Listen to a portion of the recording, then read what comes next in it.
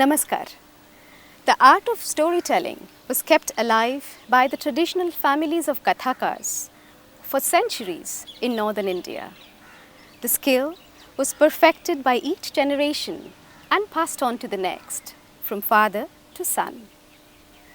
No royal court was complete without the court entertainer, dancer, musicians, the court poet.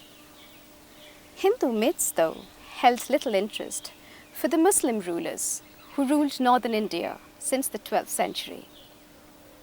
The Islamic influence came in Indian performing arts through Persian dance and music, especially with the coming of Mughals.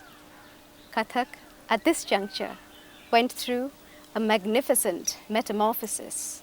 The royal minstrel who used music and simple rhythm to embellish his songs now started bringing in complicated spatial and oral designing in his performance to stay in tune with the taste of his Muslim patron. Drawing inspiration from musical genres, a whole new range of dance emerged. Dance that celebrated sheer beauty in time and space. Kathak became a beautiful confluence of aesthetics from two religious philosophies. The legend of gods and deities have always been a favorite theme for Kathak dancers.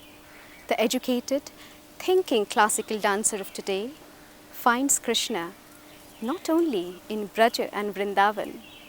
She finds his essence in the modern poetry of Rabindranath Tagore, Agye or Harivansh Rai Bachchan.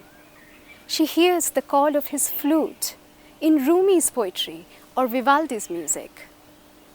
Kathak, for me, is a beautiful medium to speak of my stories. When I dance, I enter a magical space with no boundaries at all. A space that throbs with life and connects me to the very core of my being. Emerging out of the confines of the Gharanas, Kathak has embraced a larger family of dance enthusiasts over the past several decades. Today, it is perfectly acceptable as a professional choice for a thinking, intelligent Kathak dancer, thanks to the efforts of a few pioneering, bold Kathak dancers who stepped out in the first half of the last century.